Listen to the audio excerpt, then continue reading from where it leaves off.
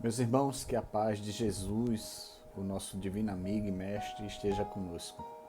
Desejo a vocês que estejam muito bem, na esperança de que realmente consigamos, manter o nosso equilíbrio diante desse momento de isolamento social tão necessário para o equilíbrio geral e para que finalmente a gente consiga vencer essa pandemia. Como sempre, toda segunda-feira a gente se reúne para o estudo do Evangelho. E dessa vez a gente vai começar o capítulo 22 do Evangelho segundo o Espiritismo. Nós abordamos os temas do capítulo anterior, sobre os falsos profetas. Agora a gente inicia um capítulo muito especial, porque fala sobre casamento. E o tema central desse capítulo é Não separeis o que Deus uniu. Vamos começar hoje no capítulo 22, os itens 1 a 4, que é a indissolubilidade do casamento.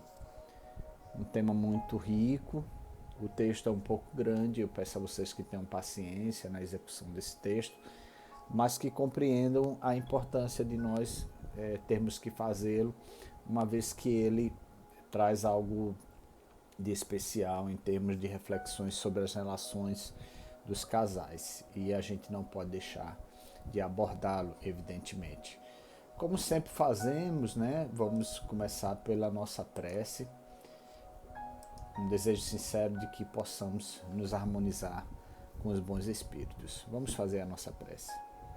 Querido Deus Pai amado, rogamos a Ti, a Tua presença, a presença de Jesus, nosso mestre e amigo de todas as horas, dos bons espíritos, nossos orientadores espirituais, os amigos espirituais do nosso centro espírita, Pedro, o Apóstolo Jesus, os mentores espirituais do movimento espírita no nosso estado. Que a tua divina paz, que o teu amor, a tua bondade esteja conosco, onde eu peço permissão para a realização desse estudo, contando sempre com o concurso de vossas inspirações. Assim seja. Pois bem, meus irmãos, eu destaquei uma mensagem do livro SOS Família, através da mediunidade do Divaldo Franco, um livro da orientadora espiritual do Divaldo, a Joana de Ângeles. O tema é o seguinte: responsabilidade no matrimônio. Interroga muitos discípulos do Evangelho. Não é mais lícito desquite ou divórcio, em considerando os graves problemas conjugais, a manutenção de um matrimônio que culmine em tragédia? Não será mais conveniente uma separação, desde que a desinteligência se instalou, ao prosseguimento de uma ida impossível? Não têm direito ambos os cônjuges a diversa tentativa de felicidade ao lado de outrem, já que se não entendem? E muitas outras inquirições surgem procurando respostas honestas para o problema que dia a dia mais se agrava e avulta. Inicialmente deve ser examinado que o matrimônio, em linhas gerais, é uma experiência de reequilíbrio das almas no orçamento familiar. Oportunidade de edificação sob a bênção da prole. E quando fatores naturais coercitivos a impedem, justo se faz abrir os braços do amor espiritual às crianças que gravitam a abandono, para amadurecer emoções, corrigindo sensações e aprendendo fraternidade. Não poucas vezes os nubentes, mal preparados para o divórcio, o consórcio matrimonial, dele esperam tudo, guindados ao paraíso da fantasia, esquecidos de que esse é um sério compromisso, o casamento. E todo compromisso exige responsabilidades recíprocas a benefício dos resultados que se deseja colimar, diz Joana de Ângeles. Todavia, há que meditar no que concerne aos compromissos de qualquer natureza, que a sua interrupção somente adia a data da justa quitação. No casamento não raro, o adiamento promove o ressurgir do pagamento em circunstâncias talvez mais dolorosas. no futuro em que, a pesadas renúncias e a fortes lágrimas, somente se consegue a solução.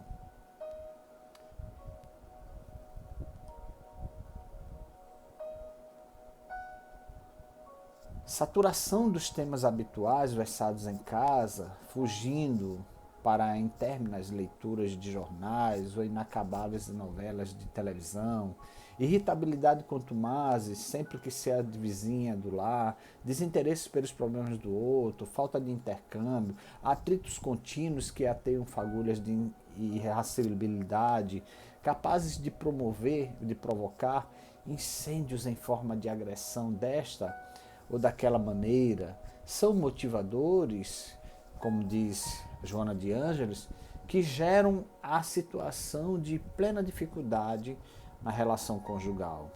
E ela ainda acrescenta que existem momentos de silêncios injustificáveis quando os esposos estão juntos, tédios inexplicáveis ante a presença do companheiro, ira disfarçada quando o consorte emite uma opinião, irritabilidade quanto mais sempre que se avizinha do lar, enfim, existe um desinteresse na relação nesses momentos em que se estabelece o desgaste da relação. Mas ela diz que ante essas dificuldades deve abrir, que estão abrindo distâncias e os espinhos da incompreensão, é necessário que haja um momento de sensatez. Assim afirma. Assim a honestidade lavrada na sensatez, que manda abrir-se o coração um para o outro, consegue corrigir as deficiências e reorganizar o panorama afetivo. Nesse sentido, o cultivo das ideias nobilitantes consegue estreitar os laços do afeto e os objetivos superiores unem os corações, penetrando-os de tal forma que os dois se fazem um a serviço do bem. Assim, considerando, o Espiritismo, mediante o seu programa de ideal cristão, é senda redentora para os desajustes e ponte de união para os cônjuges em árduas lutas, mas que não encontraram a paz. Esse tema é muito grande, o texto é muito bom, eu aconselho que todos leiam na sua íntegra, porque tem orientações muito pertinentes para as relações conjugais. Eu não consegui transcrever todos para vocês, mas no texto do Evangelho, que está no blog do CEPAG, vocês vão encontrar e eu vou disponibilizar no Facebook e nas redes sociais, no WhatsApp dos nossos grupos. Então, recomendo que vocês todos leiam, porque sem dúvida alguma vão extrair algumas orientações para as relações entre cônjuges, como diz o texto. Mas vamos então para o Evangelho, gente. O capítulo 22 do Evangelho segundo o Espiritismo, não separeis o que Deus uniu, e o tema central, indissolubilidade do casamento. Os fariseus também vieram a Jesus para tentá-lo e disseram: é permitido ao homem repudiar sua mulher por qualquer motivo? Ele lhes respondeu: não lestes que aqueles que criou o homem desde o início os criou macho e fêmea? E disse: por esta razão o homem deixará seu pai e sua mãe e se unirá à sua mulher. E farão os dois uma só carne. Assim eles não serão mais dois, e sim uma só carne. Que o homem, pois, não separe o que Deus uniu. Mas por que? Disseram eles, os fariseus. Moisés ordenou que se entregue à mulher uma carta de separação e que a repudie. Jesus lhes respondeu: é devido à dureza de vossos corações que Moisés vos permitiu repudiar vossas mulheres. Mas isso não acontece desde o início. Eu também vos declaro que todo aquele que repudiar sua mulher, se não for por causa de adultério ou se casar com outra, comete adultério. E que aquele que se casar com aquela mulher que um outro repudiou, também comete adultério. Está lá em Mateus, capítulo 19, versículos 3 a 9. Mas na frente vem a explicação do Kardec, junto com os espíritos, sobre esse texto, que ele diz o seguinte: nada é imutável, a não ser que vem de Deus. Toda obra que é dos homens está sujeita a mudanças. As leis da natureza são as mesmas em todos os tempos e em todos os países. As leis humanas transformam-se de acordo com o tempo, com os lugares e com o progresso da inteligência. No casamento, o que é de ordem divina é a união dos sexos para permitir a renovação dos seres que morrem. Mas as condições que regulam essa união são de tal modo humanas que não há nem em todo mundo e até mesmo na cristandade, 2 países em que elas sejam rigorosamente as mesmas. E nem há um sequer em que estas condições não tenham sofrido mudanças impostas pelo tempo. O resultado disso é que pela lei civil, o que é legítimo no país e numa época é adultério em outro tempo. Isto em razão de ter a lei civil por objetivo regular os interesses das famílias na sociedade. E esse interesse varia de acordo com os costumes e as necessidades locais. Assim é, por exemplo, que em certos países apenas o casamento religioso é legítimo e em outros é preciso acrescentar-lhes o casamento civil e outros, enfim, o casamento civil é o bastante. E na explicação final, ele traz: mas na união dos sexos, a partir da lei divina material, comum a todos os seres vivos, existe uma outra lei divina imutável, como todas as leis de Deus, exclusivamente moral. É a lei do amor. Deus quis que os seres se unissem não só pelos laços da carne, mas também pelos da alma, a fim de que a afeição mútua dos esposos se transmitisse aos filhos e que fossem 2 ao invés de 1, a amá-los, a cuidar deles e fazê-los progredir. Nas condições normais do casamento, a lei do amor foi sempre levada em conta? De maneira nenhuma. O que se leva em conta não é a afeição dos 2 seres que se atraem mutuamente. Isso porque, na maioria das vezes, esse sentimento é rompido. Se tudo corre bem, segundo os interesses materiais, como ele explica nesse mesmo texto, diz que o casamento é conveniente.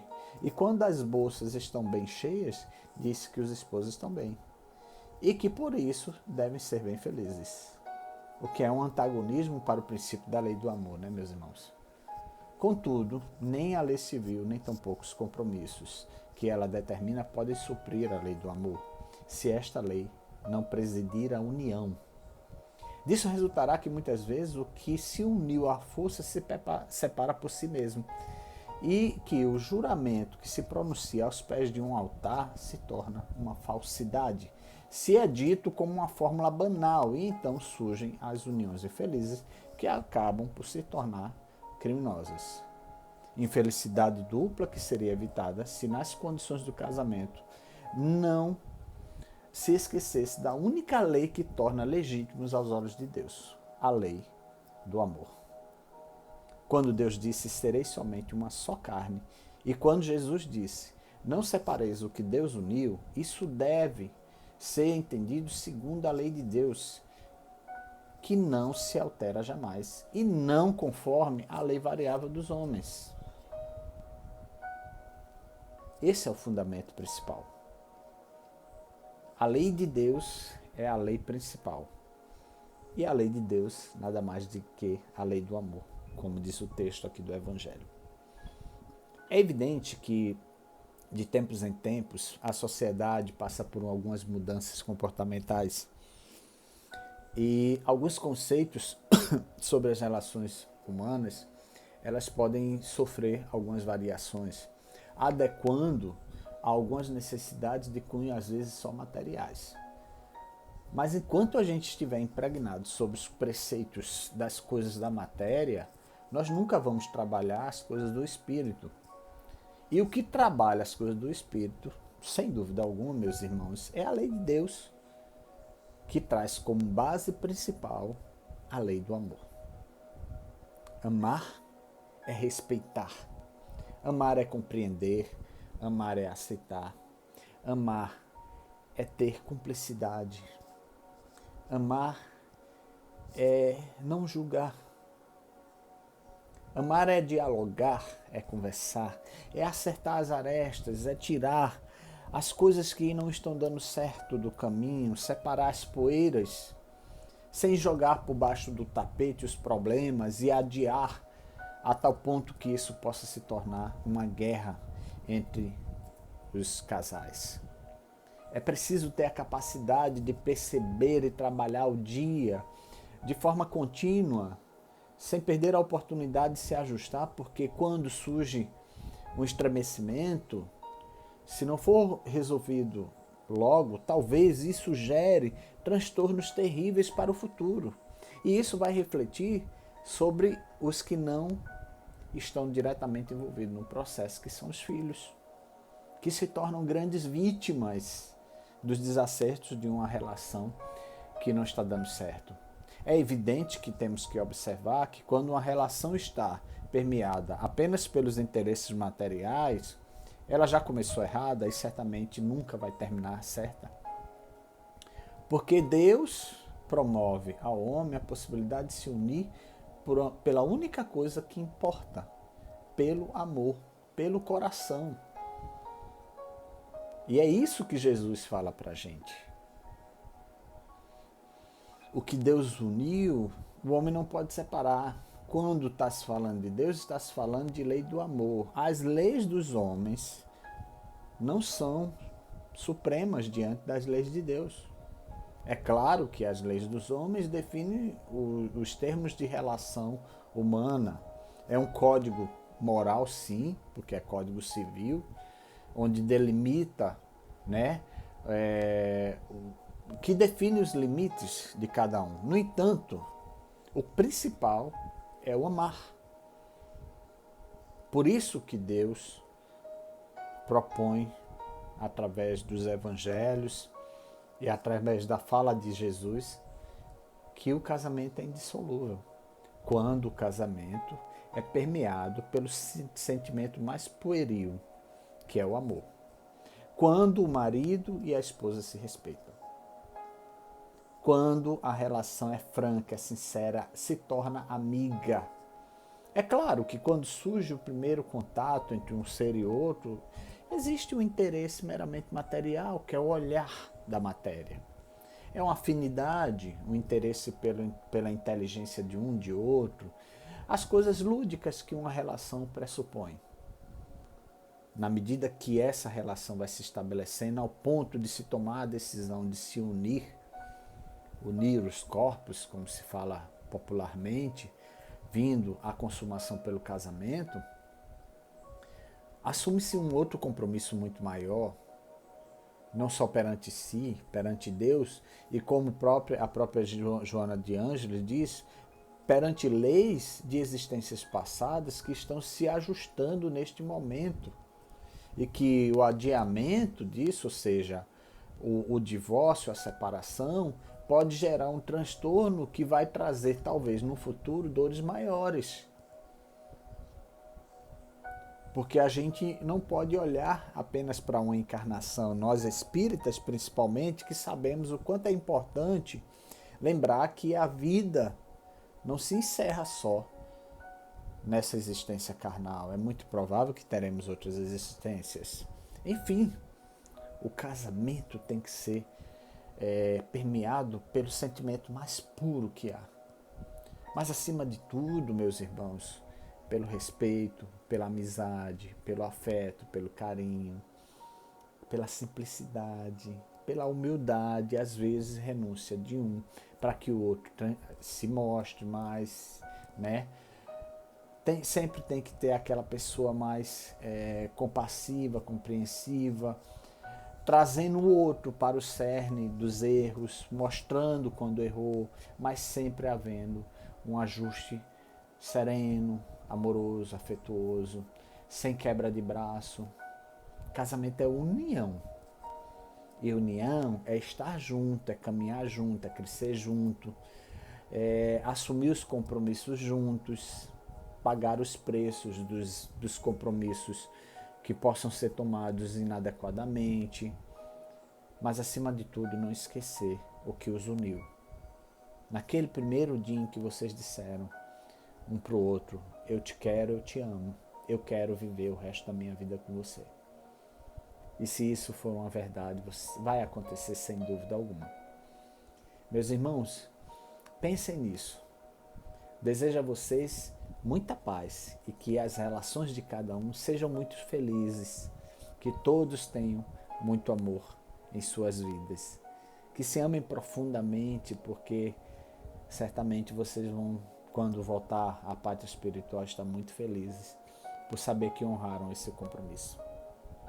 Que nós possamos sim honrar os nossos compromissos perante os nossos nossas parceiras, parceiros, enfim, para que estejamos todos em sinergia com a lei de Deus, que é soberana. Vamos fazer a nossa prece agradecendo por essa reflexão, agradecendo por essa orientação dos bons espíritos e pela oportunidade de viver. Isso é muito importante. Te agradecemos, Senhor Deus, por mais uma vez estarmos aqui refletindo o Evangelho, sentindo a Tua paz, sentindo o Teu amor, a Tua presença amiga. Queridos amigos espirituais, apliquem energias salutares sobre nós. Guiem nossos pensamentos, nossos passos, para que eles sejam firmes na caminhada da vida. Que tenhamos consciência das nossas responsabilidades perante o nosso próximo, principalmente o próximo mais próximo, como um companheiro, uma companheira, como nossos filhos, para quem tem seus filhos, né? Como nossos amigos, nossos familiares. Neste momento de dificuldade em que estamos enfrentando, Senhor Deus, com essa pandemia, rogo a Ti que espalhe o brilho do Teu olhar sobre a nossa terra. Que os bons espíritos iluminem a todos nós, aplicando energias salutares não só sobre nós, mas também sobre os irmãos mais necessitados e que estão hospitalizados nesse momento. Auxiliando aqueles que estão em momento de desencarne, recebendo a bênção de Jesus, nosso Divino Mestre, para que eles sejam acolhidos em seus braços e orientados sobre a imortalidade da alma. Que recebam todo salutar conforto da Tua presença amiga, querido Jesus. Abençoa-nos, ilumina nossas casas, nossos lares. Cria uma capa de proteção sobre nossas casas para que esse vírus não entre em nossos lares. Que tenhamos saúde, paz, harmonia, equilíbrio. Que tenhamos esperança de que dias melhores virão. Que a Tua bênção, querido Deus, querido Jesus, queridos mentores espirituais do nosso centro espírita, queridos amigos espirituais de nossas famílias, permaneçam conosco e que possamos, em desdobramento, receber as orientações que necessitamos para conduzir as nossas vidas pelos caminhos do bem, respeitando sempre, Senhor Deus, as leis que são soberanas, as Tuas leis. E principalmente, que ponhamos em prática essa lei principal, que é a lei do amor. Amemo-nos uns aos outros, como sempre fazemos com nós mesmos.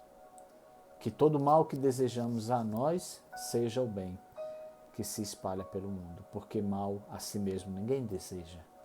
Então todo bem seja distribuído para todos. Que possamos respeitar as pessoas e aceitá-las como são, respeitando seus limites, suas dificuldades e, acima de tudo, estendendo a mão para que todos sintam-se apoiados e sintam o elixir do amor se espalhando pela terra. A nossa terra vai se curar, Senhor Deus, porque o amor sempre vence. O bem sempre vence. Que a Tua paz permaneça conosco. Assim seja. Pois bem, meus irmãos, obrigado pela sua companhia. Que Jesus nos abençoe.